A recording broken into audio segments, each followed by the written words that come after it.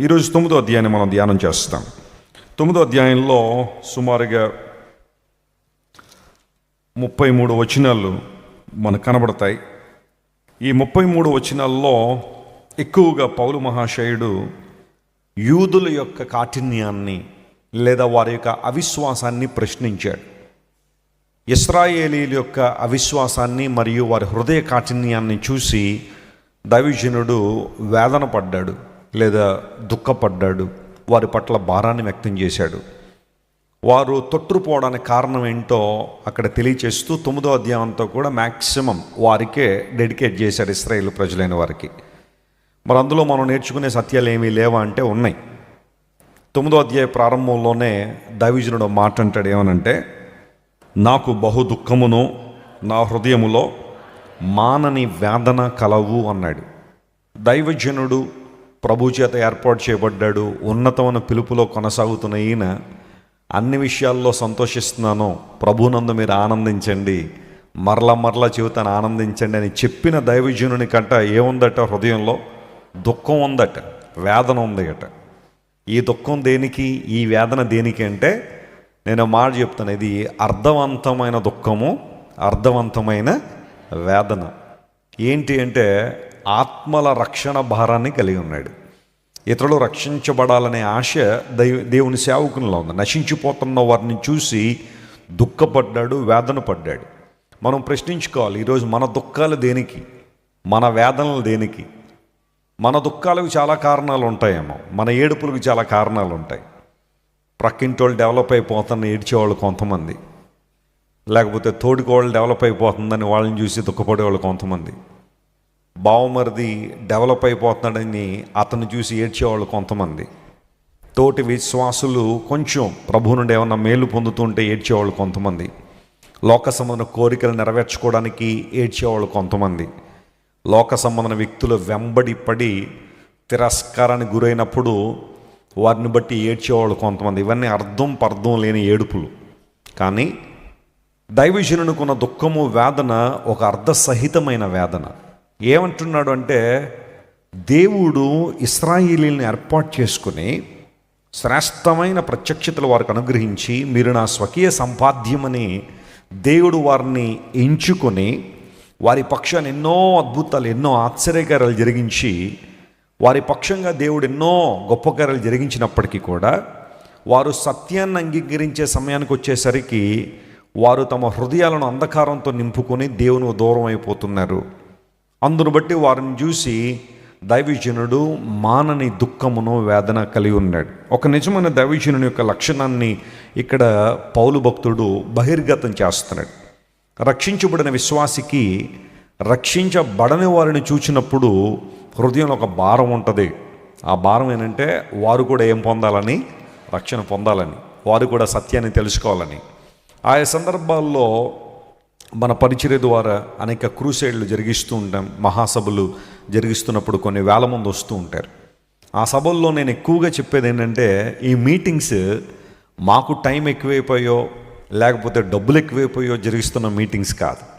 ఈ సభల వెనకాల ఎంతో ప్రయాస, ఎంతోమంది యవన బిడ్డలు ప్రయాసపడ్డం, కొన్ని నెలల నుంచి ఆ మీటింగ్స్ కొరకు ప్లాన్ చేయడం కానీ, అనేక మంది ఇన్వైట్ చేయడం కానివ్వండి, రాజమండ్రిని మన సభ్యులందరూ వెళ్ళడం, మన టీం అందరూ వెళ్ళి అక్కడ అరేంజ్మెంట్స్ అన్నింటిలో కూడా ఎంత ప్రయాస దేనికి అంటే, లోకరీతిలో ఏదో సంపాదించుకోవాలని కాదు.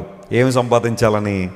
ఆత్మలు సంపాదించాలని, సత్యము నుండి తొలగిపోయిన వారిని మరలా సత్యంలో తీసుకురావాలని, లేదా సత్యం విషయమై అవగాహన లేని వారికి నిజమైన అవగాహన కల్పించాలనే కదా ఆ సభలు ఏర్పాటు చేస్తున్నాం.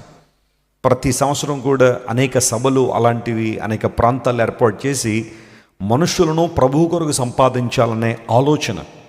ఇదేదో మత వ్యాప్తో లేకపోతే మరొక ఉద్దేశం కాదు, కానీ రక్షణ పొందాలని, అనేక మంది దేవుని ప్రేమను తెలుసుకోవాలనే ఈ కార్యక్రమాలు మనం చేపడుతున్నాం. పౌలు భక్తుడు కూడా అదే అన్నాడు, నేను అబద్ధం ఆడడం లేదు, యేసు ప్రభునందు నిజమే చెబుతున్నా. దీనికి పరిశుద్ధాత్మ దేవుడు కూడా సాక్షిగా ఉన్నాడు, నా మనసాక్షితో కూడా ఆయన కూడా సాక్ష్యం ఇస్తున్నాడు. ఒకవేళ నా ఇంటెన్సిటీ ఎంత ఎక్కువ ఉంది అంటే, నా దేహ సంబంధుల కోసం లేదా నా ప్రజల రక్షణ కోసం ఒకవేళ క్రీస్తు నుండి వేరైపోవాల్సి వచ్చిన, శాపగ్రస్తున్నైపోవాలనుకున్నా నేను దానికి కూడా సిద్ధమే అన్నాడు.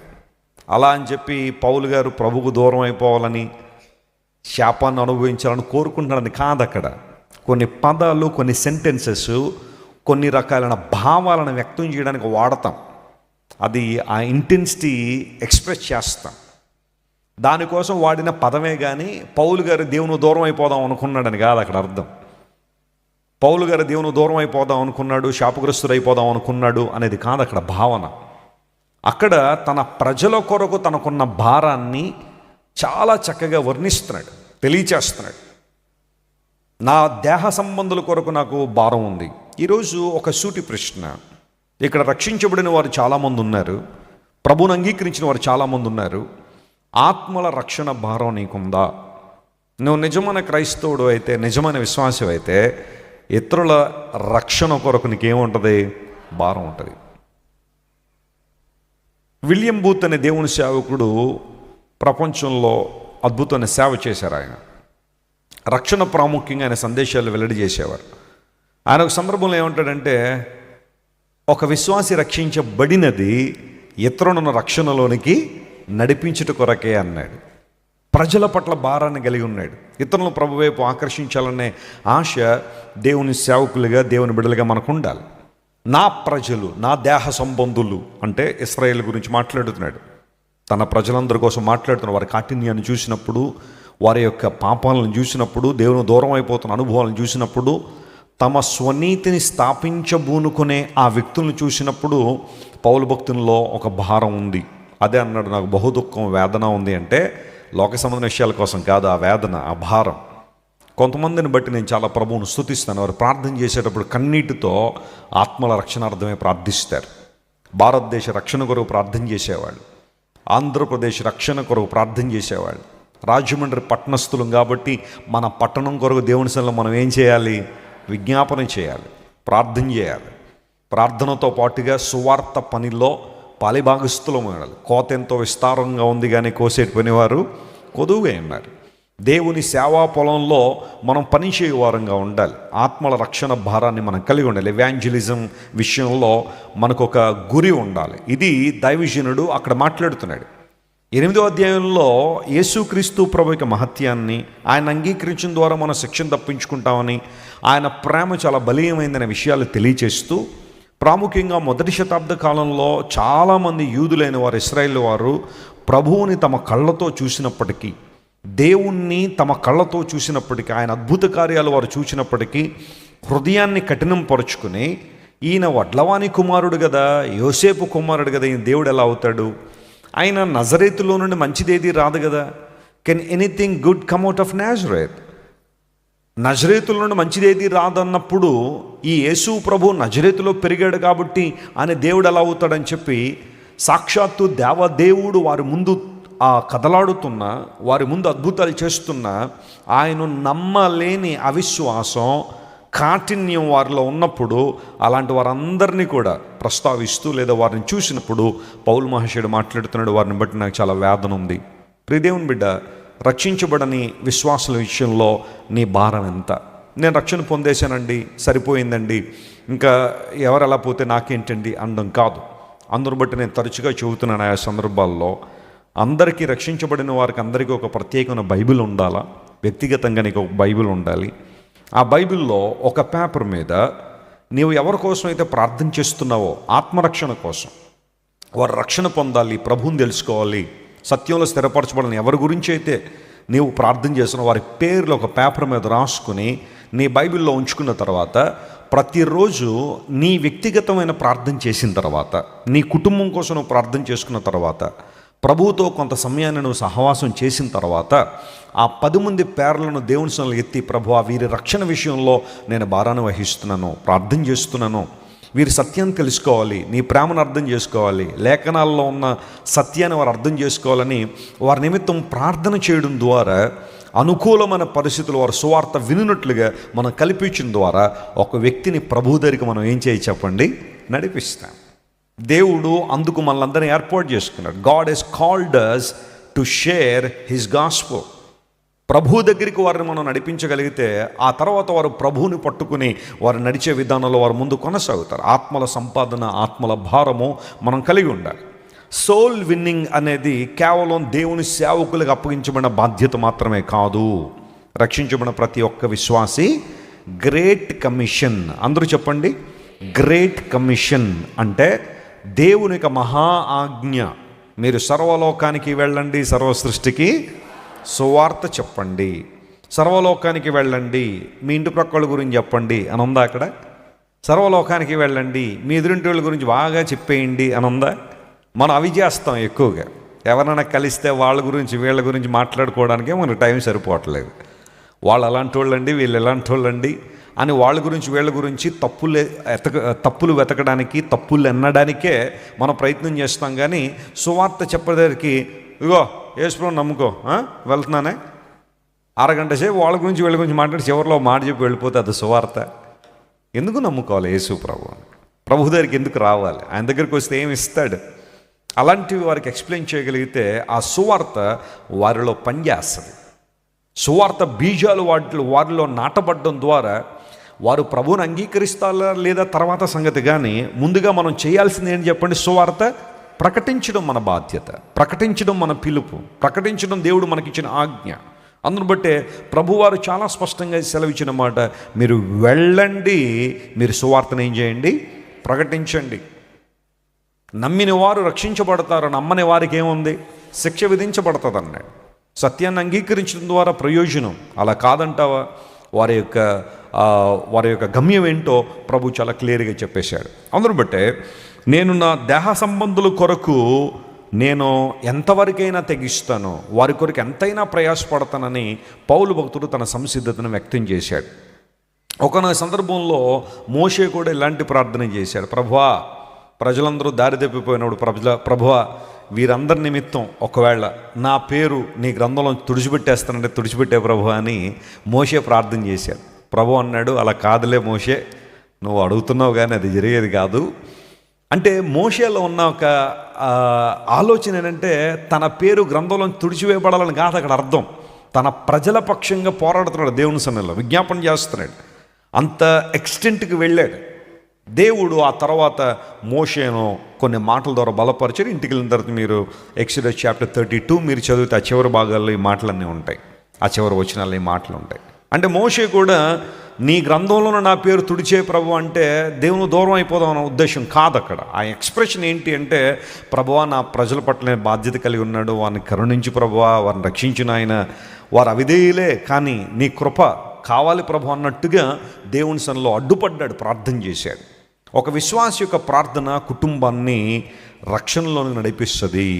అంటే వారు రక్షించబడడానికి అవకాశాలను దేవుడు అనుగ్రహిస్తారు. అందును బట్టే రక్షించబడిన మనందరం కూడా ఏం చేయాలి చెప్పండి? విజ్ఞాపన చేసేవారంగా, విజ్ఞాపనకర్తలుగా మనం ఉండాలి. ఇది ప్రారంభంలో పౌలు మహాశయానికి ఉద్దేశాన్ని మనం చూస్తున్నాం.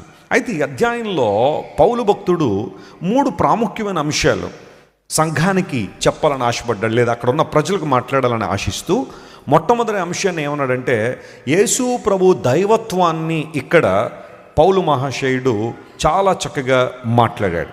He was talking about the divinity of lord Jesus. యేసు ప్రభు దైవత్వం గురించి మాట్లాడాడు. రోమిలికి రాసిన పత్రిక 9వ అధ్యాయం 5వ వచనం మనం చదివితే దానిలో చక్కని మాటను దైవజనుడు రాశాడు. చదువుదాం ఆ మాట. పితరులు వీరివారు శరీరమును బట్టి క్రీస్తు వీరిలో పుట్టెనో ఈయన సర్వాధికారి అయిన దేవుడై ఉండి నిరంతరము ఎలా ఉన్నాడు? ఆయన స్తోత్రార్హుడై ఉన్నాడు. మీరు బైబిల్లో కంటతా పెట్టగలిగిన వచనాల్లో ఇది కూడా ఒకటి. ప్రాముఖ్యంగా క్రైస్తవులైన వారందరూ కూడా యేసు ప్రభు దైవత్వాన్ని ప్రశ్నిస్తున్న వారికి చూపించగలిగే రెఫరెన్స్ రోమన్ చాప్టర్ 9:5. చాలామంది రోజుల్లో అడుగుతూ ఉంటారు, వెస్లీ గారు యేసు ప్రభు దేవుడు అని బైబిల్లో ఎక్కడ ఉందండి ప్రశ్నించేవాళ్ళు ఉన్నారు చాలామంది. యేసు ప్రభు దైవత్వాన్ని ప్రశ్నించేవాళ్ళు. పౌలు మహాశయుడు వాస్తవానికి యేసు ప్రభు దేవుడు అనే విషయాన్ని ఒప్పుకోకుండా చాలా కాలం బ్రతికాడు. కానీ ఎప్పుడైతే దమస్కు గేటు దగ్గర యేసు ప్రభువుని చూశాడో, ఆయన స్వరాన్ని విన్నాడో, దేవుని పిలుపును అర్థం చేసుకున్నాడో, ఆయన మహత్యాన్ని అర్థం చేసుకున్నాడో, ఇప్పుడు అదే పౌలు రోమిలికి రాస్తూ అన్నాడు, యేసుక్రీస్తు ప్రభు సర్వాధికారి అయిన దేవుడయుండి నిరంతరం ఎలా ఉన్నాడు? ఆయన స్తోత్రార్హుడై ఉన్నాడు. Christ who is over all అనే మాట, సర్వాధికారి అయిన దేవుడు అనే మాటను అపోస్తలుడైన పౌలు ఉదహరించాడు. ఇక్కడ ఎవరైనా యేసు ప్రభు దేవుడు అని బైబిల్లో ఎక్కడుంది అని అడిగితే ఈ రెఫరెన్స్ చూపించండి. రోమా 9:5లో యేసు ప్రభు దైవత్వాన్ని మనం విశ్వసించాలి. ఆయన దేవుడు కాకపోతే ఆయన శిలువ మరణం మనకేమివ్వదు చెప్పండి? రక్షణ ఇవ్వదు. ఆయన దేవుడు కాబట్టే మరణాన్ని జయించి తనకు తానుగా ఏం చేశాడు? ఆయన లేవగలిగాడు, మృత్యుంజయుడయ్యాడు. ఆయన మరణాన్ని జయించే దేవుడు. ఆయన దేవుడు కాబట్టే మన హృదయాల్లో ఏం చేస్తున్నాడు? ఆయన నివసించగలిగినవాడు. అందును బట్టి దేవుని వాక్యం సెలవిస్తున్న మాట, యేసుక్రీస్తు ప్రభు సంపూర్ణ దేవుడు మరియు సంపూర్ణ మానవుడు. Jesus Christ is fully God and fully man. This is what the Bible says about Jesus. దీన్ని హైపోస్టాటిక్ యూనియన్ అంటారు. హైపోస్టాటిక్ యూనియన్ అనగా యేసుక్రీస్తు ప్రభు యొక్క మానవత్వాన్ని దైవత్వాన్ని సూచించే ఆ మాట. ఆయన సంపూర్ణ దేవుడై ఉన్నాడు, అదేవిధంగా సంపూర్ణ మానవుడై ఉన్నాడు. ఈ విషయం చాలామందికి అర్థం కాక తర్జన వర్జన పడుతున్నారు చాలామంది. కొంతమంది యేసు ప్రభువును ఒక ప్రవక్తగానే చూసి ప్రవక్త స్థానంలో యేసు ప్రభువుని పెట్టేశారు. కొంతమంది యేసు ప్రభువుని ఆయన దేవుని కుమారుడే కానీ దేవుడు కాదు అని వాదించేవాళ్ళు కొంతమంది. అసలు దేవుని కుమారుడు అంటేనే ఏంటి చెప్పండి? దేవుడు అని అర్థం. అలా అని చెప్పారు. ఆదాము కూడా దేవుని కుమారుడు అని పేరు ఉంది కదండి. అంటే ఆదాము దేవుని కుమారుడు అనడంలో వేరే అర్థం ఉంది, కానీ యేసు ప్రభువుని దేవుని కుమారుడు అనడంలో చాలా ప్రాముఖ్యమైన అర్థం ఉంది. అట్ ది సేమ్ టైం యేసు ప్రభుని మనుష్య కుమారుడు అని కూడా పిలిచారు. అలా అని చెప్పి యేసు ప్రభు కేవలం మనుష్యుడే అంటే కాదు, కుమారుడు అనేది ఒక టైటిల్, ఆయనకి ఇవ్వబడిన ఒక బిరుదు. యేసుక్రీస్తు ప్రభు దేవుడు అనడానికి ఎన్నో వచనాలు బైబిల్లో ఒక స్ట్రైట్ ఫార్వర్డ్ వర్డ్స్ చాలా ఉన్నాయి. అట్ ది సేమ్ టైం ఎవిడెన్స్లు చాలా ఉన్నాయి. స్టేట్మెంట్లు ఉన్నాయి, ఎవిడెన్స్లు ఉన్నాయి. చెప్పండి ఈ మాట. యేసు ప్రభు దేవుడు అనడానికి స్టేట్మెంట్స్ ఉన్నాయి, అదేవిధంగా ఎవిడెన్సెస్ కూడా ఉన్నాయి. కొంతమంది ఈ రోజుల్లో బైబిల్ గురించి తప్పుగా మాట్లాడేవారు, కానీ యేసు ప్రభు దైవత్వాన్ని ప్రశ్నించేవాళ్ళు. కానీ మీరు స్టేట్మెంట్లు చూపించారనుకోండి, వారు ఎవిడెన్స్లు అడుగుతారు. మీరు ఎవిడెన్స్లు చూపించారనుకోండి, వాళ్ళు ఏమడుగుతారు? మరలా స్టేట్మెంట్లు అడుగుతారు. కానీ నేను చెప్పే మాట ఏంటంటే, నీకు రెండూ ఉన్నాయి బైబిల్లో. నీకు ఓపిక ఉండాలే కానీ చాలా విషయాలు చూపించవచ్చు బైబిల్లో యేసు ప్రభు దేవుడు అని. ఆల్రెడీ మనం యేసుక్రీస్తు ప్రభు నిత్య జీవము అనే మాటను ధ్యానం చేస్తూ రోమాపత్రిక 6వ అధ్యాయాన్ని ధ్యానం చేస్తున్న సమయంలో ఒక రెఫరెన్స్ మీకు చూపించాను. 1 John chapter 5:20. యోహాను మొదటి పత్రిక 5:20లో చదవక్కర్లేదు, కానీ దానిలో ఏముందంటే, ఆయనే నిజమైన దేవుడును నిత్య జీవమునై ఉన్నాడు అనే మాట యోహాను గారు రాశారు. యోహాను గారు యేసు ప్రభువుని కళ్ళారా చూసిన వ్యక్తి, ప్రత్యక్ష సాక్షి, ఐ విట్నెస్. యేసు ప్రభు జీవితాన్నంతా పరిశీలన చేసి పత్రికలు రాశాడు. ఆ రాస్తూ ఏమన్నాడంటే, యేసు ప్రభు నిజమైన దేవుడు అనే మాట వాడాడు. ఆ తర్వాత అపోస్తలుడైన పౌలు ఎఫెసులో ఉన్న దేవుని ప్రజలకు కొన్ని మాటలు తెలియచేస్తూ, మీరు అపోస్తలుల కార్యగ్రంథం 20:28 మీరు చదివితే దానిలో మాట వాడాడు. ఏమనంటే, దేవుడు తన స్వరక్తం ఇచ్చి సంపాదించిన సంఘము అన్నాడు. రక్తం ఇచ్చిన వాళ్ళు ఎవరు చెప్పండి? ప్రభువుని యేసయ్య కదా. అక్కడ దేవుడు తన స్వరక్తం ఇచ్చి, అంటే తన సొంత రక్తాన్ని కార్చి సంపాదించిన సంఘం. సంఘము అనగా క్రీస్తు రక్తము ద్వారా సంపాదించబడిన వారు, క్రీస్తు రక్తము ద్వారా కొనబడిన వారు, విమోచింపబడిన వారు. దేవుడు స్వరక్తం ఇచ్చి సంపాదించాడంటే రక్తం గార్చింది క్రీస్తు ప్రభు. అంటే అక్కడ పౌలు ఎస్టాబ్లిష్ చేస్తున్న ఫ్యాక్ట్ ఏంటంటే, యేసు ప్రభు దేవుడు అనే విషయాన్ని అక్కడ కూడా రాశాడు. ఇలా చెప్పుకుంటూ పోతే చాలా విషయాలు ఉన్నాయి. తీతు పత్రిక 2:13 మనం చదివితే, మహాదేవుడును మన రక్షకుడును అనే మాట పౌలు భక్తుడు వాడాడు. టైటస్ చాప్టర్ 2:13 మహాదేవుడు, అక్కడ గ్రేట్ గాడ్ అనే మాట రాశాడు. గ్రేట్ గాడ్, గొప్ప దేవుడు, మహాదేవుడు అనే మాట యేసు ప్రభువును ఉద్దేశించే అక్కడ రాసుకుంటూ వచ్చాడు. ఇవన్నీ డైరెక్ట్గా యేసుక్రీస్తు ప్రభు దేవుడు అని చెప్పడానికి రాయబడిన వచనాల బైబిల్లో మనం చూస్తున్నాం. అట్ ది సేమ్ టైం యోహాను సువార్త 1:1 మనం చదివితే, ఆది యందు వాక్యం ఉండెను, వాక్యము దేవుని యొద్ద ఉండెను, వాక్యం ఏమై ఉండెను? దేవుడై ఉండెను అనే మాట. In the beginning there was word and word was God. ఆది నుండి ఉన్న దేవుడు. ఆయన సృష్టించబడిన వాడు కాదు, సృష్టించబడేవాడు ఎప్పుడు దేవుడు అవడు. అందును బట్టే యోహాను భక్తుడు రాస్తూ అక్కడే చాలా అమూల్యమైన విషయాన్ని, ఆది యందు వాక్యం ఉండెను, ఆ వాక్యము దేవుడై ఉండెను. అలా మెల్లగా మనం 14వ వచనం దగ్గరికి వచ్చేసరికి ఏమన్నాడు?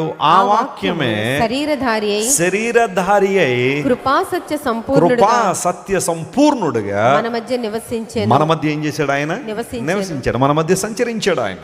ఆ వాక్యమే, మళ్ళీ వాక్యము దేవుడు అని ప్రస్తావించిన యోహాను భక్తుడు 14వ వచనం దగ్గరికి వచ్చేసరికి ఆ వాక్యమే కృపా సత్య సంపూర్ణుడిగా మన మధ్యకు దిగొచ్చాడు, ఆయన సంచరించాడు. అంటే based on John chapter 1 and verse 1 and John chapter 1 and verse 14, the Bible declares Jesus is God. యేసు ప్రభు దేవుడని. అయితే కొంతమంది కొన్ని రకాల ట్రాన్స్లేషన్లు తమకు తాము రాసుకుని అక్కడ యోహాను సువార్త 1:1 ఆ వాక్యమే దేవుడై ఉండెను అనే మాట దగ్గర ఆ ట్రాన్స్లేషన్లో ఏమి రాసేసుకున్నారంటే, వాళ్ళు యేసు ప్రభు దైవత్వాన్ని ఒప్పుకొని వారు ఏమి రాశారంటే హీ వాజ్ ఏ గాడ్ అని రాశారు. ఒక దేవుడై ఉండెను అనే మాట రాశారు వారు. అంటే బైబిల్లో ఉన్న ఎగ్జాక్ట్ మీనింగ్ వారు చదవడం ఇష్టం లేక ట్రాన్స్లేషన్ చేసేసుకుని సొంతగా ఒక మాట ఏ అనే మాట వాడేశారు. హీ వాజ్ ఏ గాడ్, ఆయన ఒక దేవుడై ఉన్నాడు అనే మాట అక్కడ వాళ్ళు రాసేసుకుని యేసుప్రభు దైవత్వాన్ని తగ్గించాలని ప్రయత్నం చేశారు. ఆ మత శాఖల పేర్లు నేను ప్రస్తావించిన ఉద్దేశం కాదు, కానీ ఎవరైనా సరే రక్షణ పొందాలి అంటే, రక్షణలో ఎదగాలి అంటే యేసు ప్రభు దైవత్వాన్ని ఏం చేయాలా? ఒప్పుకోవలసిందే. ఇంక నీకు ఆప్షన్ లేదు. ఇంకా ఒకవేళ నువ్వు యేసు ప్రభు దైవత్వాన్ని ఒప్పుకొని మత శాఖలో డినామినేషన్లో నువ్వు ఉన్నావంటే బయటికి రా, నువ్వు రక్షణ పొందుతావు, నిత్య జీవానికి వారసుడు అవుతావు. ఎవరో చెప్పారండి, ఎవరో చేశారండి అని చెప్పి నువ్వు చెప్పడానికి కాదు. నేను ఒకసారి న్యూయార్క్లో, నేను బ్లెస్సీ వెస్లీ గారు మేము అలా వెళ్తుంటే ఒక స్ట్రీట్ కార్నర్లో 2 వ్యక్తులు నిలబడి ఉన్నారు కొన్ని పుస్తకాలు పట్టుకుని. చాలా బిజీగా ఉన్నాం, సాయంకాలం మీటింగ్ ఉంది, త్వరగా ఇంటికి వెళ్ళాలి. కానీ ఎందుకో వారితో మాట్లాడాలనిపించి దగ్గరికి వెళ్ళి ఈ పుస్తకాలు ఏంటండి, ఏంటి సంగతి అని అడిగితే వాళ్ళకి తెలిసినవన్నీ చెప్పడం మొదలుపెట్టారు. కాసేపటికి వాళ్ళకి అర్థమైపోయింది నేను క్రైస్తవుడిని, దేవుని బిడ్డని అర్థమైంది నా మాటల్లో. ఆ తర్వాత అక్కడి నుంచి వారు నేర్చుకున్న కొన్ని రెఫరెన్స్లు ఉంటాయి.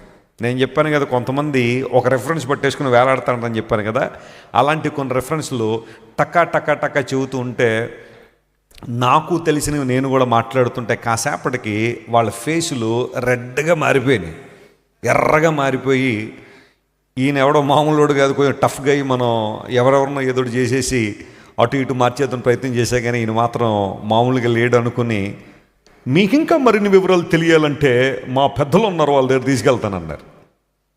పెద్దలు వచ్చినా నేను మాట్లాడే విషయాలు ఇవే. యేసు ప్రభు దైవత్వం విషయంలో ఇప్పుడు రాజీ పడే అంశము లేదు. You have to believe that Jesus Christ is God. That's what Paul says. పౌలు కన్నా మేధావులు ఎవరైనా ఉన్నారా? ధర్మశాస్త్రాన్ని, యేసు ప్రభు జీవితాన్ని పరిశీలనగా అధ్యయనం చేసిన గొప్ప దైవజనుడు పౌలు భక్తుడు. And he is establishing the fact Jesus Christ is God over all. సర్వాధికారి అయిన దేవుడై ఉన్నాడని. తోమా యేసు ప్రభువును పిలిచాడు మై లార్డ్ మై గాడ్, నా దేవా నా ప్రభువా అని సంబోధించాడు. మీరు యోహాను సువార్త 20వ అధ్యాయం 28వ వచనం చదివితే దానిలో ఆ మాట ఉంటుంది, మై గాడ్ మై లార్డ్, నా దేవా నా ప్రభువా అనే మాట సంబోధించాడు ఆయన. ఆ సంబోధనలో జాగ్రత్తగా మనం పరిశీలన చేస్తే యేసు ప్రభువారు ఆ సంబోధన విన్న తర్వాత ఆయన, బాబు తోమా నీకేమన్నా మైండ్ పాడైపోయిందా బాబు, నీకేమన్నా మతి చెడిపోయిందా, నన్ను దేవుడా అంటున్నావేంటి నువ్వు, ప్రభువా అన్నావు ఓకే, ఏదో నిన్ను పరిపాలన చేస్తానో లేదా పాలించువనో, లార్డ్ అనే పదం కొన్ని సందర్భాల్లో కొంతమంది వాడుతూ ఉంటారు. అలా జనరల్గా నన్ను లార్డ్ అని పిలిచావు ఓకే, కానీ గాడ్ అని పిలిచేసేవంటే నీకేమన్నా మతి సరిగ్గా లేదా అని యేసు ప్రభు వారించాలి. ఆయన దేవుడు కాకపోతే. బైబిల్లో మాట ఉంది, యేసు ప్రభు తన గురించి తాను చెబుతూ I am the way and I am the truth and I am the life. నేనే మార్గమును, నేనే సత్యమును, నేనే సత్యము అన్న దేవుడు అబద్ధం ఆడడు, అబద్ధాన్ని ప్రోత్సహించడు. Praise the lord. He is not a liar and he will never encourages lies. ఆయన అబద్ధికుడు కాదు కాబట్టి అబద్ధాన్ని కూడా ఏం చేయడు, ఆయన ప్రోత్సహించాడు. ఇప్పుడు తోమ ప్రభు ముందు మోకాళ్ళుని లేదా సాగిలిపడి ప్రభువా మై గాడ్ మై లార్డ్ అని పిలిస్తే ఊరుకో తోమ, నన్ను దేవుడు అంటవేంటి నువ్వు, ప్రభు అని పిలిచావు దట్స్ ఓకే, కానీ దేవుడు అని అనద్దు అని యేసు ప్రభు వారించేవాడు. ఎప్పుడు అంటే ఆయన దేవుడు కాకపోయిండుంటే. But Jesus accepted that statement. ఆ స్టేట్మెంట్ని యేసు ప్రభు యాక్సెప్ట్ చేశారు అంటే అక్కడే ఆయన దేవుణ్ణి ఏం చేశాడు, ఆయన తెలియచేశాడు. ఇవన్నీ ఎవిడెన్స్లు, ఇవన్నీ కూడా ఇలాంటివి నేను చాలా చెప్పగలను. యోహాను సువార్త 8:58 చదివితే నేను అబ్రహాము కంటే ముందున్నాను అన్నాడు ఆయన. ఇంగ్లీష్లో బాగుంటుంది, బిఫోర్ అబ్రహాం ఐ యామ్ అనే మాట అక్కడ వాడారు.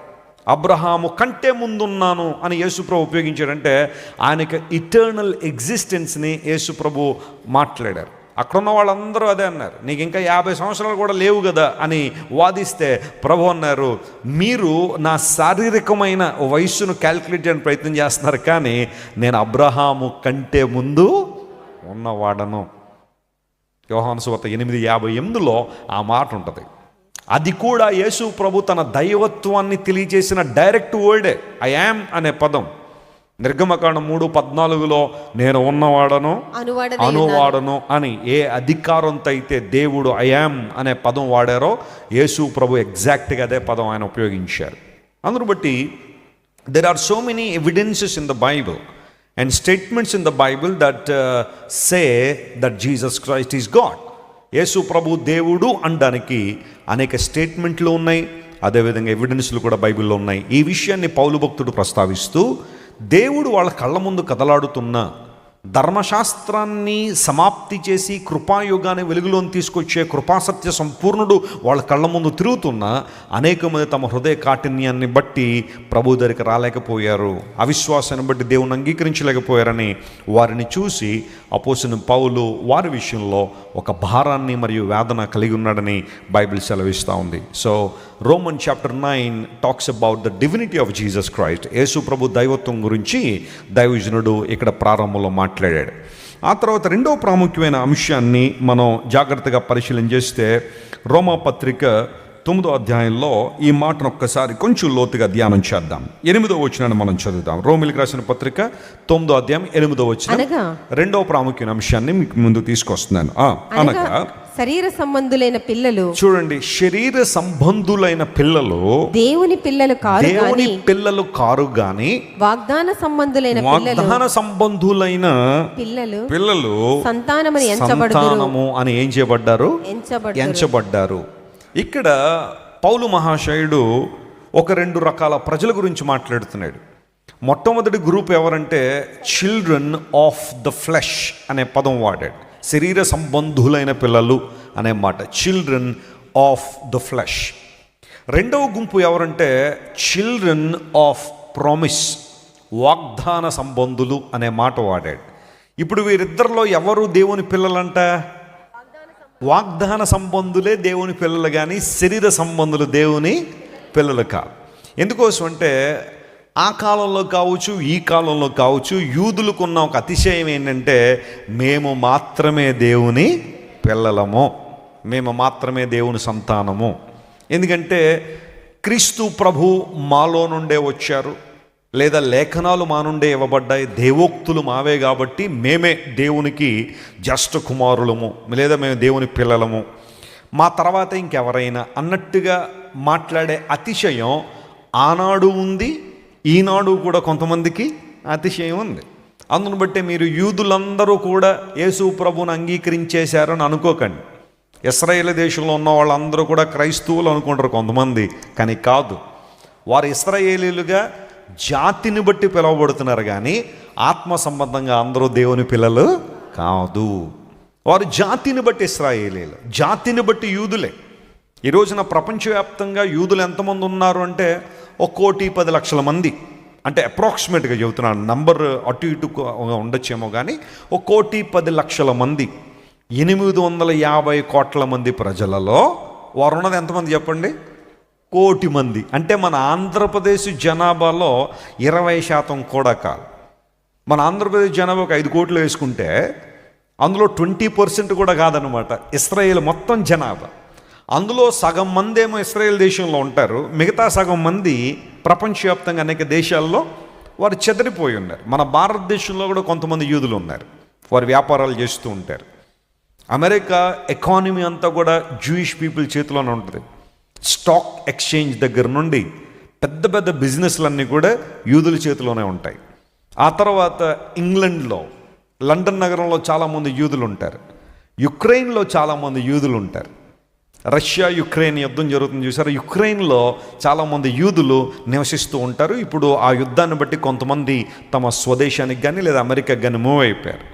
యూరప్లో చాలా దేశాల్లో యూదులు ఉన్నారు. ఆఫ్రికాలో కూడా కొంతమంది యూదులు తమ యొక్క ఉనికిని కలిగి ఉన్నారని నేను వారి గురించి అధ్యయనం చేస్తుంటే కనబడుతుంది. ఒక సగం మంది అంటే ఒక 50 నుండి 60 లక్షలు ఇస్రాయేల్ దేశంలో ఉంటే మిగతా 50 నుండి 60 లక్షలు బయట దేశాల్లో వారు సెటిల్ అయిపోయి వ్యాపార కార్యక్రమాలు జరిగించడం కావచ్చు, లేదా వారి యొక్క ఉద్యోగాలు నిర్వహించడం కావచ్చు, ఇవన్నీ చేస్తూ ఉంటారు.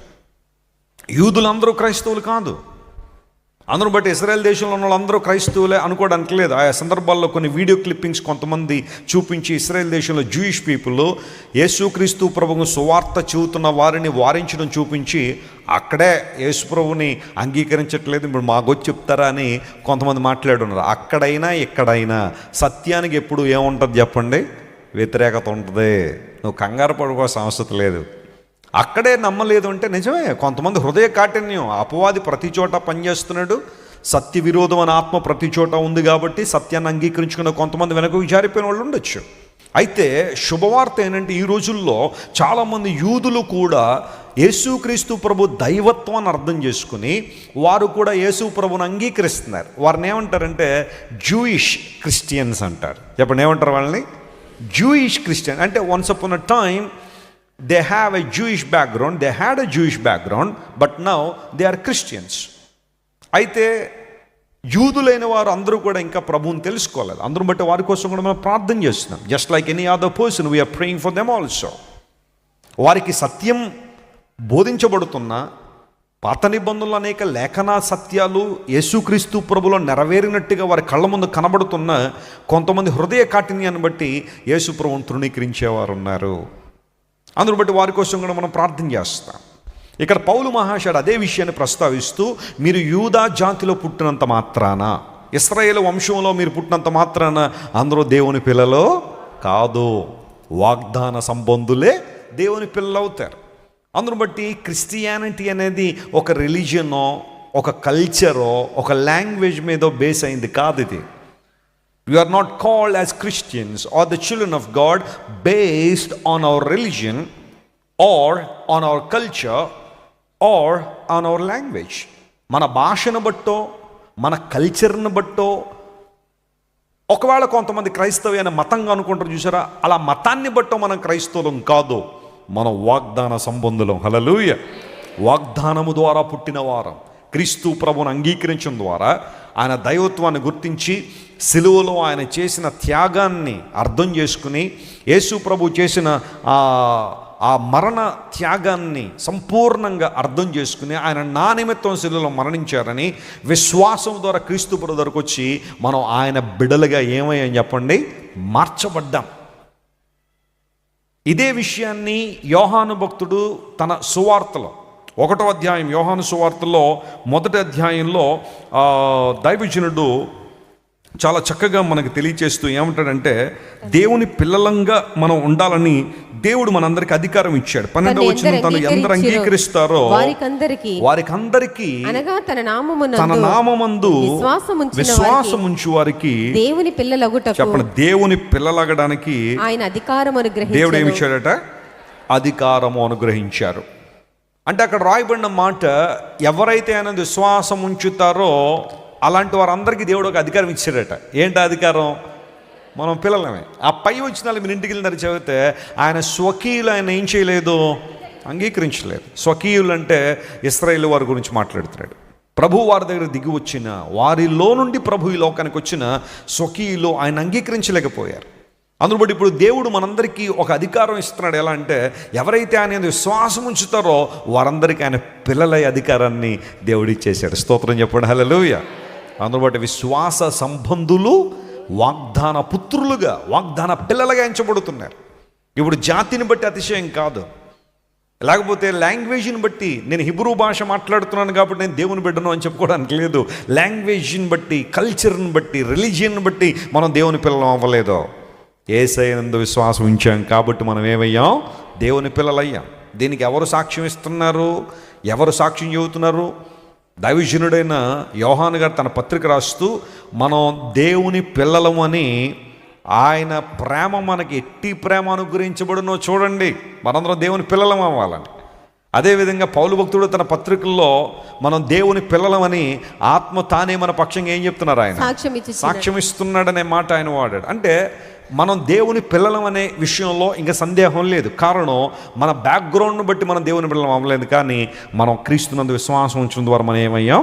దేవుని పిల్లలు. ఇప్పుడు దీన్ని ఒక జనరల్ సెన్స్లో నేను మాట్లాడాలంటే, ఈ రోజుల్లో కూడా చాలామంది కొన్ని రకాల అవగాహనలు కలిగి ఉంటారు. ఫర్ ఎగ్జాంపుల్, ఒక హైందవ మతంలో ఒక వ్యక్తి పుట్టాడు అనుకోండి, అతన్ని హిందువుగా లెక్కిచ్చేస్తారు. మహమ్మదీ కుటుంబంలో ఒక వ్యక్తి జన్మించాడు అనుకోండి, ఆ వ్యక్తిని ముస్లింగా లెక్కిచ్చేస్తారు. బుద్ధిజంలో ఒక వ్యక్తి జన్మించాడు అనుకోండి, బౌద్ధ మతంలో ఆ వ్యక్తిని ఒక బుద్ధిస్టుగా లెక్కిచ్చేస్తారేమో. ప్రపంచంలో మతాల కౌంట్ ఎప్పుడు అలాగే ఉంటుంది. ఎవరైనా ఆ మతాన్ని ఫాలో అవుతుంటే వారి ఇంట్లో పిల్లలు పుట్టగానే వాళ్ళని ఏం చేస్తారు చెప్పండి? ఆ మతంలో కలిపేసుకుంటారు. ఆ మతాన్ని వ్యాప్తి చేస్తున్నామన్న ఆలోచనలో సంఖ్య పెంచేస్తారు. కానీ క్రైస్తవులు అలా కాదు. ఒక తల్లి తండ్రి దేవుని బిడ్డలు అని చెప్పి వారికి పుట్టిన పిల్లలు క్రైస్తవులు అని మనం లెక్కించలేము. ఒకవేళ సర్టిఫికెట్లో రాయిచ్చేమో మా పిల్లలు క్రైస్తవులండని, లేకపోతే ఇరుగు పొరుగు వారికి చెప్పొచ్చేమో మాది క్రైస్తవ కుటుంబం కాబట్టి మా ఇంట్లో 5 క్రైస్తవులు ఉన్నామని చెప్పొచ్చు. కానీ స్పిరిచువల్ సెన్స్లో అందరూ క్రైస్తవులు కాదు.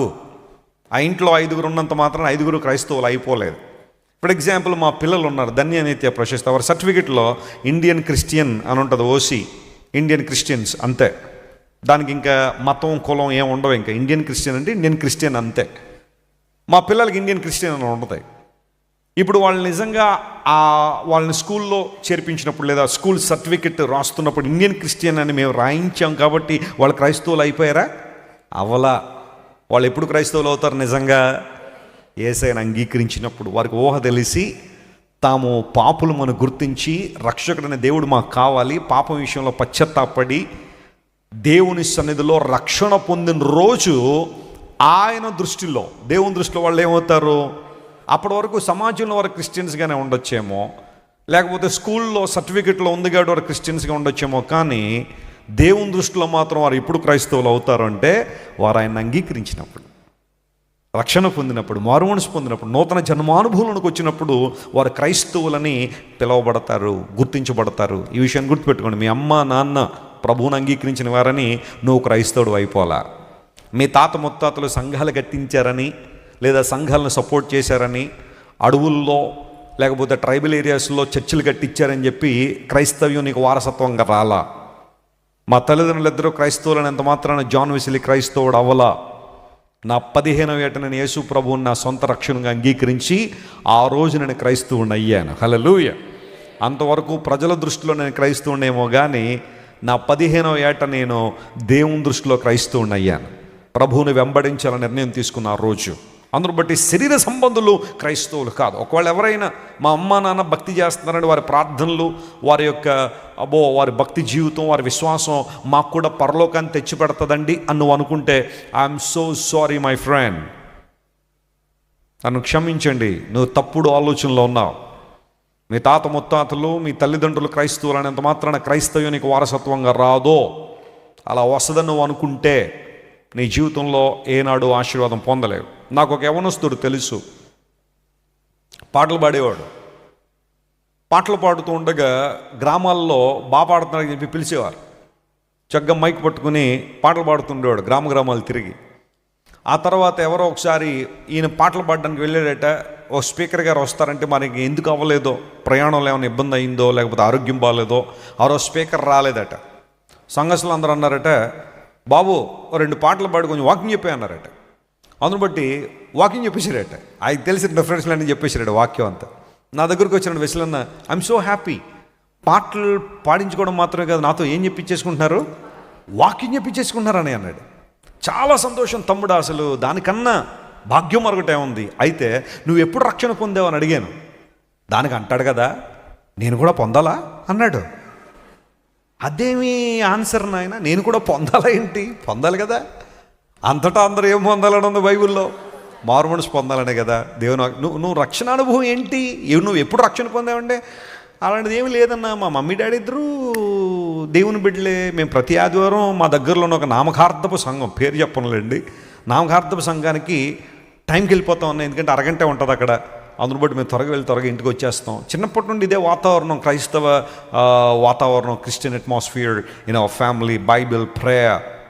Do you really think that I need salvation? Yes, of course you need to be saved. నువ్వు క్రైస్తవ వాతావరణంలో పెరిగేసినంత మాత్రాన, క్రైస్తవ ఆశ్రమంలో పెరిగినంత మాత్రాన, మీ ఇంటి ప్రక్కనే చర్చి ఉన్నంత మాత్రాన, చర్చి కాంపౌండ్లో ఒక ఇల్లు ఉన్నంత మాత్రాన నువ్వు క్రైస్తవుడు కాదు. ఇదే విషయం పౌలు ఇక్కడ ప్రస్తావిస్తూ, శరీర సంబంధులు దేవుని పిల్లలు కాదుగా. Children of the flesh are not called as God children. శరీరాన్ని బట్టి, జాతిని బట్టి, మతాన్ని బట్టి, కల్చర్ని బట్టి, భాషను బట్టి నువ్వు దేవుని బిడ్డ అనుకుంటే పొరపాటే. క్రీస్తు ప్రభునందు విశ్వాసం ఉంచి, పాపం విషయంలో పశ్చాత్తాపడి, నూతన జన్మానుభవం, new birth, born again experience, రక్షణ పొందిన అనుభవంలోనూ ఎదిగినప్పుడు అప్పుడు కదా నువ్వు క్రైస్తవుడని పిలువబడతావు.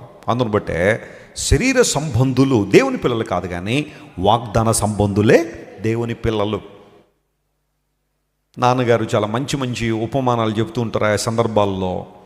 డిఎల్ మూడీ గారు ఒకసారి ట్రైన్లో ప్రయాణం చేస్తూ ఉంటే ఆయనకి ఎదురుగా ఒక యవనస్తురాలు కూర్చుని ఉంది. ఆమెకు సువార్త చెప్పాలన్న ఆలోచన దైవజనులో కలిగి మాటలు మాట్లాడుతున్నప్పుడు ఆమెను ప్రశ్న అడిగారు. అమ్మా, నువ్వు రక్షించబడ్డావా అనే ప్రశ్న. ఆ ప్రశ్న మిమ్మల్ని ఎవరైనా ఎప్పుడైనా అడిగారా? అడిగితే మీ దగ్గర సమాధానం ఎలా ఉండాలి? హలో, ఆ వెనకన వాళ్ళు చెప్పండి. కొంచెం లైట్లు ఆర్పేశారని చెప్పి చీకట్లో కూర్చున్నారు కొంతమంది. చెప్పండి, రక్షించబడ్డావా అంటే ఏమని చెప్పాలా? Yes or no. అయితే రక్షించబడ్డాను, లేదంటే లేదు, అంతేకాని ఈ ప్రశ్న అడిగామనుకుందాం. ఇప్పుడు నీ పెళ్ళి అయిందంటే ఏం చెప్తారు? చెప్పండి. అయితే అయింది, లేకపోతే అయినట్టుగా ఉందని అంటారా? ఎవరైనా అయినట్టు అనిపిస్తుందని అంటారా? That's not the right answer. అయితే పెళ్ళి అయింది, లేకపోతే అవ్వలేదు, అంతేకాని కొద్దిగా అయినట్టుగా అనిపిస్తుందని అంటే అది సరైన ఆన్సర్ కాదు. అది రక్షణ పొందావా అంటే పొందావా, పొందానని చెప్పు. లేదంటావా, లేదంతే. కానీ పొందినట్టుగా అనిపిస్తుందండి వెస్లీ గారు అనకొద్దు, నువ్వు అలాంటి మాటలు మాట్లాడద్దు. పొందినట్టు అనిపించడం, పొందుతుండడానికి ప్రయత్నం చేస్తున్నాను, పొందాలనుకుంటున్నాను, లేకపోతే ఒక యవనస్తుని అడిగితే వాడిచ్చిన ఆన్సర్ ప్లాన్ చేస్తున్నానండి అన్నాడు. ప్లాన్ చేసేస్తున్నాడు మరి ఆయన. మరి ఎన్ని పుస్తకాలు అంటే ప్లాన్ వేసేస్తున్నాడో. ప్రతి రాత్రి కూర్చుని రాత్రి 2 గంటలు పడుకుంటాడండి. మరి ఉదయం ఎప్పుడో లేస్తాడు. మరి 2 గంటల దాకా ప్లానింగ్ వేసేస్తున్నాడు పుస్తకాల్లో రాసేసి, నేను అప్పుడు రక్షణ పొందాను, ఇప్పుడు రక్షణ పొందాను. ప్లానింగ్ ఏమని దేవుడు చెప్పాడా? ఆయనే కదా రక్షణ ప్రణాళికను ఆయన సిద్ధం చేసి సిలువలో ఏం చేశాడు? దాన్ని నెరవేర్చాడు. దేవాలయపు తెర పైనుండి క్రిందకి ఏమైపోయింది? చిరిగిపోయింది. కింద నుండి చిరిగి ఉంటే హ్యూమన్ ఎఫర్ట్ ద్వారా, మనుషులు చేసిన కార్యాల ద్వారా, మనుషులు చేసే ధర్మకార్యాల ద్వారా, మనుషులు నెరవేర్చే ధర్మశాస్త్రం ద్వారా, ధర్మశాస్త్ర సంబంధ క్రియల ద్వారా మనిషికి రక్షణ వచ్చేసిందని అనుకోవచ్చు. కానీ God initiated the plan of salvation and he executed on the cross. పైనుండి క్రిందకి చినగడం అంటే అదే. దేవుడే రక్షణ ప్రణాళికను చేసి దాన్ని నెరవేర్చాడు. All you have to do is to believe on Jesus, trusting the plan of God. దేవుని యొక్క రక్షణ ప్రణాళికను నమ్మి విశ్వాసం ఉంచి ఆయన దగ్గర రావాలి. ఇది కదా దేవుడు చెప్తున్నాడు, నువ్వు ప్లాన్ చేయడం ఏంటి? రక్షణ విషయంలో ప్లానింగ్లు వద్దు, రా ప్రభు దగ్గరికి. ఇదే రక్షణ దినము, ఇదే అనుకూల సమయం. This is the day of salvation. This is the day of acceptance. There is no other good day to accept God. కొంతమంది అడగచ్చేమో, యేసు ప్రభుని నమ్మేసుకోవడానికి ఏమైనా మంచి ముహూర్తం ఏమైనా ఉందండి వెస్లీ గారు? ఇదే మంచి టైం. ఆమేన్. ఇప్పుడే నీకు మళ్ళీ మంచి ముహూర్తాలు ఏమి అక్కర్లేదు, మంచి గడియలు ఏమైనా ఉన్నాయండి. ఇప్పుడు ఈ టైం బాగాలేదట కదండి, మంచి సమయం ఏమన్నా చెప్పండి వెస్లీ గారు, అప్పుడు ప్లాన్ చేసుకుంటానంటే ప్లానింగ్ అయితే చేద్దాం, కానీ అప్పటిదాకా నువ్వు ఉంటావనే గ్యారంటీ లేదు. This is the day of salvation. రక్షణ సువార్త అందించబడినప్పుడే, ప్రభువు నీకు ప్రకటించబడినప్పుడే, దేవుని ఆత్మ నిన్ను ఒప్పింప చేస్తున్నప్పుడే, పాపాన్ని గురించి, నీతిని గురించి, లోకాన్ని గురించి, తీర్పుని గురించి ఒప్పింప చేస్తున్నప్పుడే దేవునికి లోబడి నీ జీవితానికి అప్పగించేసావా, బైబిల్ సెలవిస్తూ ఉంది, నువ్వు వాగ్దాన సంబంధమైన పుత్రుడు. హల్లెలూయా. ఈ రోమాపత్రిక గురించి మనం ధ్యానంలోకి వెళ్తే, అంటే లోతుగా ధ్యానం చేస్తే కొన్ని కాంట్రాస్టులు పట్టుకొచ్చాడు అపోస్తలుడైన పౌలు. అందులో మొట్టమొదటి కాంట్రాస్ట్ ఏంటి అంటే ఇస్సాకు మరియు ఇష్మాయేల్. ఇస్సాకు వాగ్దాన పుత్రుడిగా పిలువబడ్డాడు, ఇష్మాయేలు హ్యూమన్ ఎఫర్ట్ ద్వారా, అంటే అబ్రహాము తాను అనుకుని చేసిన పని అది. హాగరు ద్వారా అబ్రహాము ఇష్మాయేల్ని కన్నాడు, కానీ ఇష్మాయేలు వాగ్దాన పుత్రుడు కాదు. 86వ సంవత్సరంలో అబ్రహాముకి 86వ సంవత్సరంలో ఎవరు పుట్టారు చెప్పండి? ఇష్మాయేలు పుట్టాడు. అంటే కొంతమంది ప్రశ్నించవచ్చు, అబ్రహాము 100 ఏళ్ల ప్రాయంలో కదండి తండ్రి అయ్యాడు అని మీరు వాక్యం చెప్తున్నారు, మరి 86వ ఏట ఇష్మాయేలు పుట్టేశారు కదండి, టెక్నికల్గా అప్పుడు అబ్రహాము తండ్రి కదా అంటే దేవుడు దాన్ని కౌంట్ చేయలేదు. నీ భార్య అయిన శారా వలన పుట్టిన కుమారుడే ఏమని పిలువబడతాడు? వాగ్దాన పుత్రుడని పిలువబడతాడు. ఎందుకోసం? హ్యూమన్ పాసిబిలిటీ ఉన్నప్పుడు హాగరు ఆరోగ్యవంతురాలే. In fact Hagar was a young lady. ఆమె శారా వంటి పరిస్థితి కాదు. ఐగుప్తు వెళ్ళాడు, శారాకు పని చేయడానికి తెచ్చాడు, ఆమె ఆరోగ్యవంతంగానే ఉంది, యవనస్తురాలుగానే ఉంది. కాబట్టి అక్కడ పిల్లలు పుట్టరు అనడానికి పిల్లలు పుట్టరు అనడానికి అవకాశం లేదు, పుట్టే అవకాశం ఉంది. హ్యూమన్ ఎఫర్ట్తో అబ్రహాం అనుకున్నాడు, ఇంకెలాగా శారాతో లేట్ అవుతుంది కదా అని. హాగరు ద్వారా శారా కూడా ఈ విషయానికి ఎంకరేజ్ చేసింది అనుకోండి. అయితే హాగరు ద్వారా బిడ్డ పుట్టినప్పుడు ఇష్మాయేల్ని చూసి అబ్రహాం అనుకుని ఉంటాడు, బహుశా ఈ బిడ్డ దేవుని ప్లాన్ ఏమో, ఈ బిడ్డని దేవుడు నాకు ఇచ్చేసాడేమో హాగరు ద్వారా, ఇంకా అతను చూసి నేను సాటిస్ఫై అయిపోయామని చెప్పి 13 సంవత్సరాలు అబ్రహాము ఇష్మాయేల్ని చూసి బహుశా ఆనందపడి ఉండొచ్చు. But one day God told him, he is not the promised son, he is the son by your effort. Human effort ద్వారా, నీ సొంత ప్రయత్నం ద్వారా వచ్చిన కొడుకో, కానీ నేనే ఇవ్వబోతున్న కుమారుడు వాగ్దాన పుత్రుడు. హల్లెలూయా. పాసిబిలిటీ లేనప్పుడు ఇస్తాను చూసావా? శారా గర్భం ఉత్తరతుల్యం అయిపోయినప్పుడు, దాదాపుగా 90 ఏళ్ల ప్రాయంలో శారా గర్భాన్ని ధరిస్తుందంటే అన్బిలీవబుల్ థింగ్. ఏ ఒక్కరూ ఊహించలేని, మానవ ఊహకు, మానవిక సామర్థ్యానికి, మానవునికి అంచనాలకు మించి నేను బిడ్డనివ్వబోతున్నాను చూసావా? అది నీ సంతానం. ఇస్సాకు నీ సంతానం అవుతాడు, ఇష్మాయేల్ కాదు. Don't feel happy when you see Ishmael. Please feel happy, please be excited when you see Isaac is the promised son. అందును బట్టి ఇష్మాయేలు ఇస్సాకు అనే ఆ కాంట్రాస్ట్ని పట్టుకొచ్చాడు. ఆ తర్వాత ఏషావు మరియు యాకోబు అనే కాంట్రాస్ట్ తీసుకొచ్చాడు. ఆ క్రిందే దేవుడు యాకోబును ప్రేమించాడు, ఏషావును తిరస్కరించాడు. ద్వేషించాడనే మాట కన్నా తిరస్కరించాడు. అంటే ఏషావు దేవుని ప్రణాళికల్లో లేడు, ఆ ప్రణాళికలో దూరం అయిపోయాడు. కానీ గాడ్ హడ్ చోసెన్ జేకబ్. యాకోబు పుట్టక మునుపే యాకోబుని దేవుడు ఏం చేశాడు? ఎన్నుకున్నాడు. అంటే యాకోబు తన ప్రయత్నాల ద్వారా లేదా తన క్రియల ద్వారా దేవుని మెప్పును పొందలేదు, కానీ దేవుని కృపా సంకల్పం ద్వారా మాత్రమే. హల్లెలూయా. ఆయన దయా సంకల్పాన్ని బట్టి యాకోబు ఎన్నిక చేయబడ్డాడు. ఆ తర్వాత మరలా మనం చూస్తే, నేను ఎవరిని కరుణించగోరుతానో వారిని కరుణిస్తానో, ఎవరిని కఠినపరచాలో వారిని కఠినపరుస్తాను అన్నాడు. దానికి ఉదాహరణ ఎవరిని తీసుకొచ్చాడంటే ఫరోని తీసుకొచ్చాడు. మోషే కాలంలో ఉన్న ఫరో వాస్తవానికి నా బలాన్ని, నా మహిమను చూపడానికి నేను నిన్ను నియమించానని దేవుడు చెప్పాడు. ఆ విషయంలో ఫరో హృదయం ఏం చేయబడిందట? కఠినం చేయబడింది. నేను మరొక ఎక్స్ట్రీమ్కి వెళ్ళాలన్న ఉద్దేశం కాదు ఇక్కడ. ఎందుకంటే దేవుడు ఫరో హృదయాన్ని కఠినం చేశాడండి అంటే ఫరో స్వభావం అలాంటిది.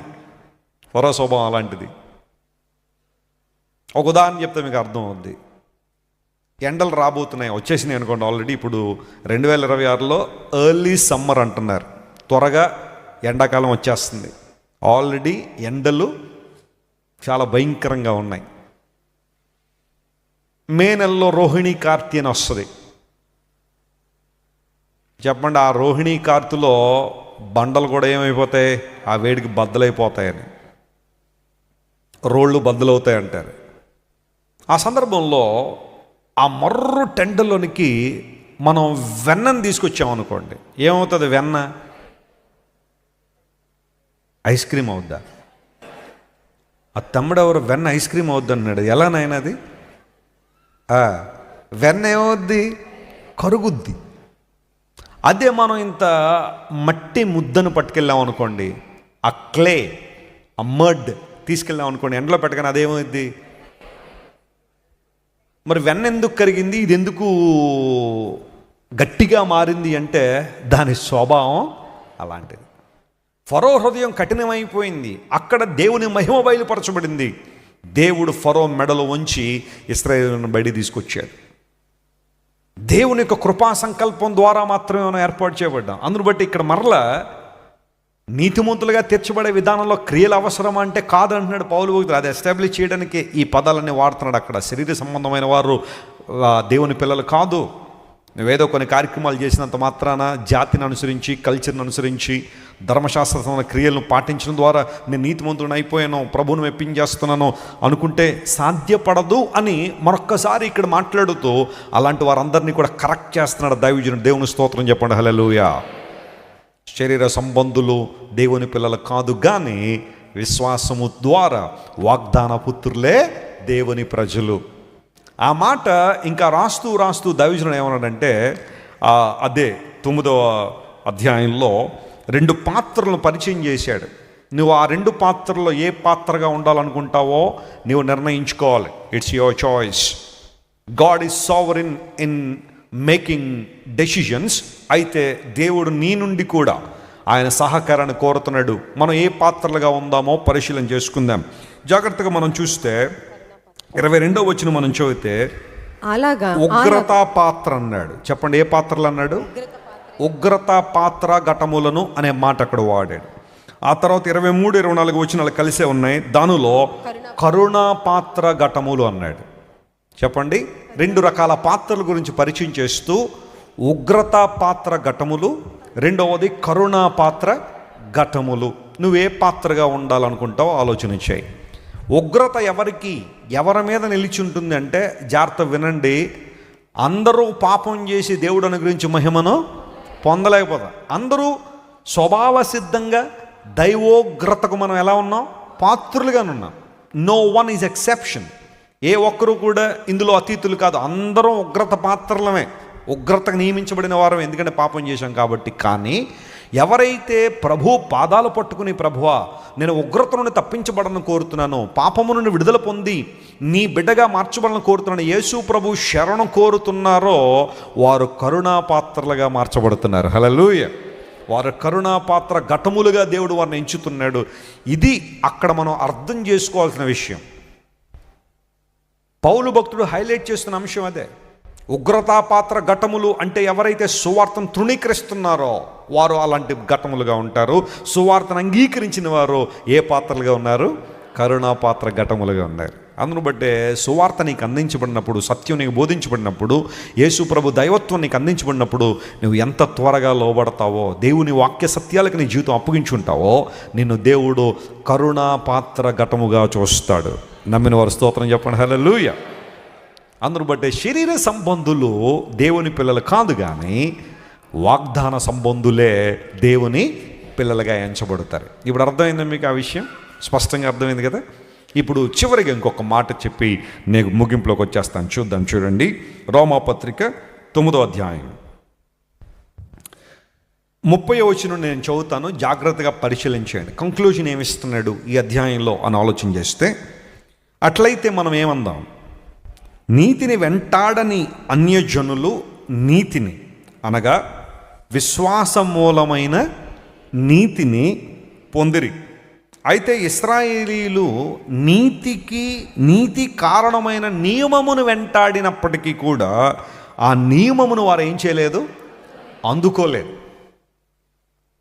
వారి యొక్క పోరాటం, వారి యొక్క పరుగు నీతిని పొందుకోవాలనే కానీ నీతిమంతుడని యేసు ప్రభు ఈ లోకాన్ని దిగొచ్చినప్పుడు వారు ఆయన ఏం చేయలేదు, అందుకోలేదు. అది దాని అర్థం. They longed for it. ఎంతో కాలంగా కనిపెడుతున్నారు, ఎంతో కాలంగా మెస్సయ్య కోసం కనిపెడుతున్నారు. కానీ తీరా మెస్సయ్య వస్తే ఆయన ఏం చేయలేదు చెప్పండి, అంగీకరించలేదు. నీతి కారణమైన నియమమును వెంటాడినను ఆ నియమమును అందుకోలేదు. వారు ఎందుకు అందుకోలేదు అంటే అక్కడ ప్రశ్న జవాబు ఇస్తున్నాడు పౌలు మహాశయుడే. 32వ వచనం మనం చదివితే, వారు విశ్వాస మూలముగా కాక క్రియల మూలముగానైనట్టు దాన్ని ఏం చేశారు, వెంటారు. అది అక్కడ ప్రాబ్లం.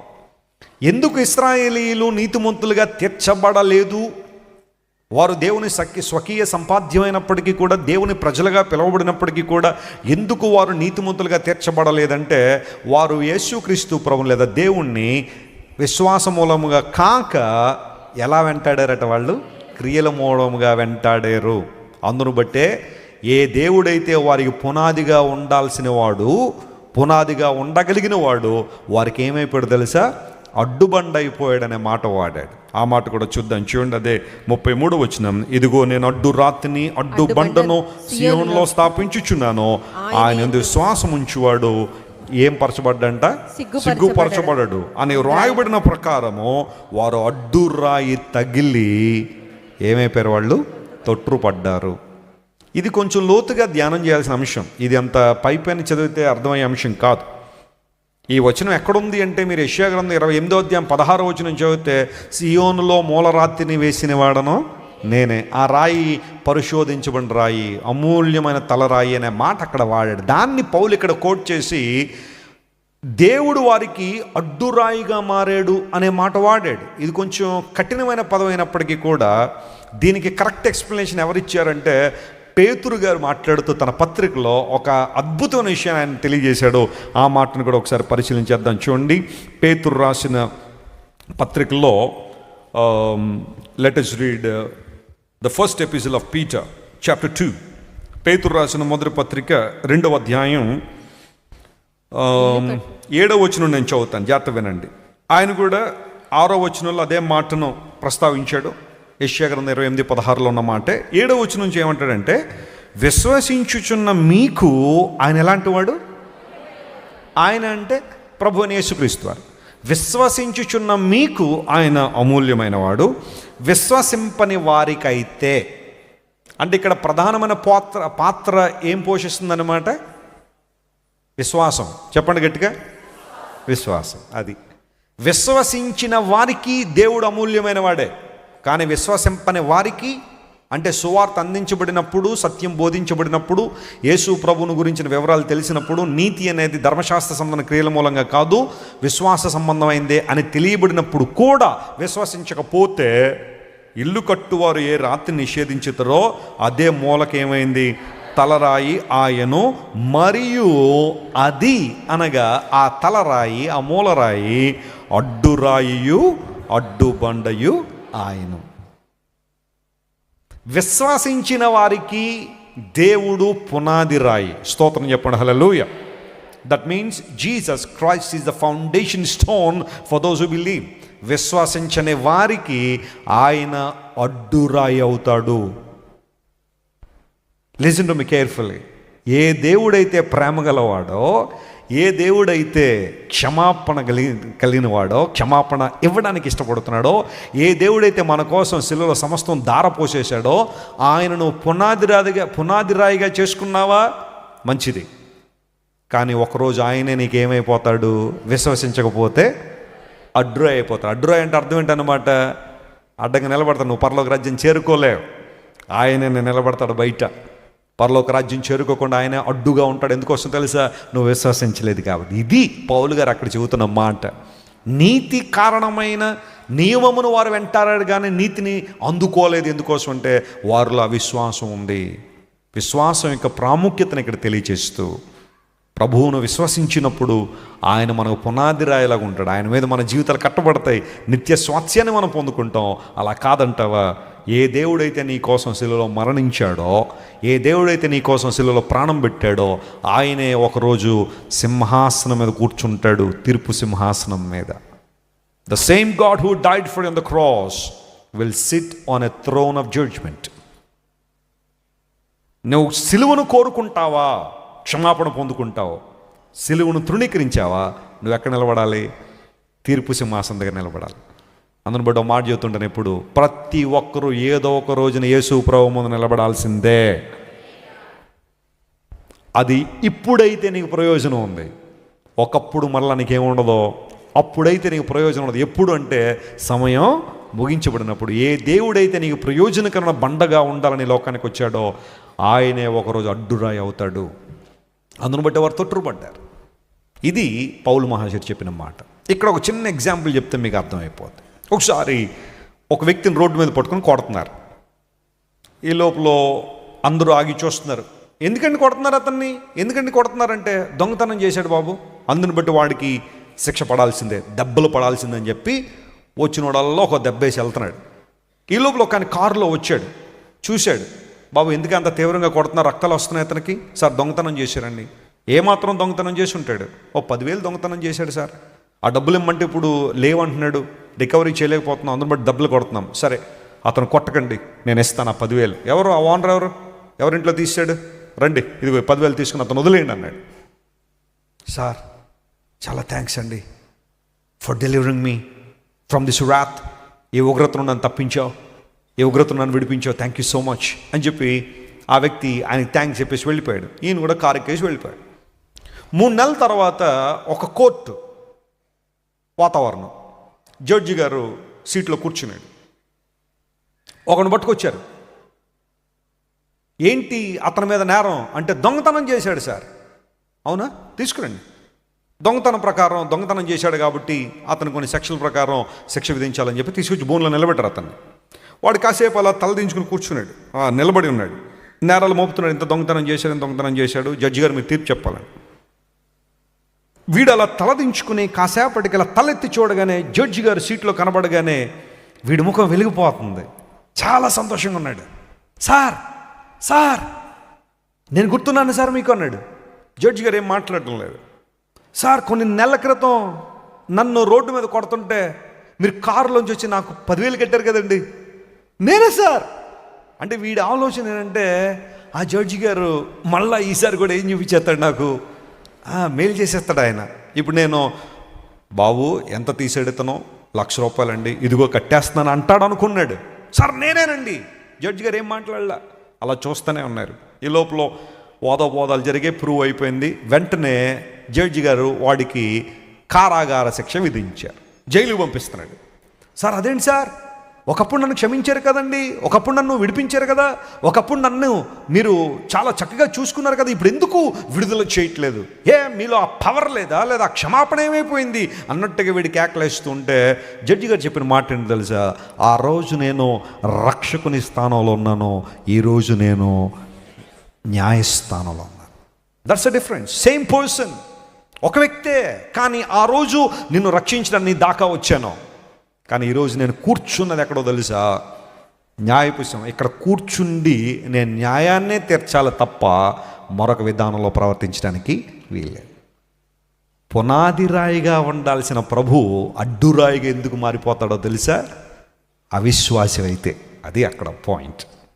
నువ్వు విశ్వాసం ఉంచితే is the foundation stone for your life. If not, Bible సెలవిస్తుంది ఆయనే అడ్డురాతి అడ్డుబండగా మారిపోయాడు. ఈ విషయాన్ని పౌలు భక్తుడు రాస్తూ, క్రియల మూలంగా మనం నీతిమంతులుగా తీర్చబడలేం, కానీ ధర్మశాస్త్ర సంబంధ క్రియల ద్వారా నీతిమంతులుగా తీర్చబడలేం, కానీ యేసు ప్రభునందు ఏముంచడం ద్వారా విశ్వాసం. దాన్నే మరలా ఈ 9వ అధ్యాయం అంతా మాట్లాడుతూ, యూదులారా ఇశ్రాయేలులారా, మీకు ఎంతకాలం ఇంకా మీ సొంత ఆలోచనలను బట్టి నడుస్తూ ఉంటారు, క్రియాపూర్వకంగా మీరు నీతిని పొందాలని వెంటాడుతూ ఉంటారు, రండి విశ్వాసంలోనికి రండి అని వారందరిని కూడా బలపరచడానికి పౌలు భక్తుడు ఈ అధ్యాయాన్ని రాశాడు. Hope God he's spoken to you. ఈ అధ్యాయం ద్వారా మనం నేర్చుకున్న విషయాలు, మన ప్రభు అయిన యేసు పూజార్హుడు. రెండవది, శరీర సంబంధులు దేవుని పిల్లలు కాదు కానీ వాగ్దాన సంబంధులే, అంటే విశ్వాసం ఉంచేవారే దేవుని సంబంధులు. మూడవది, అవిశ్వాసంతో ఉన్న వారికి దేవుడు ఒక రోజున ఎలా మారిపోతాడు, ఆయన అడ్డుబండగా మారిపోతాడు. విశ్వాసంతో ఉంటే పునాదిరాయిగా ఉంటాడు, అలా కాదంటావా అడ్డురాతిగా ఆయన ఒక రోజు నిలబడతాడేమో.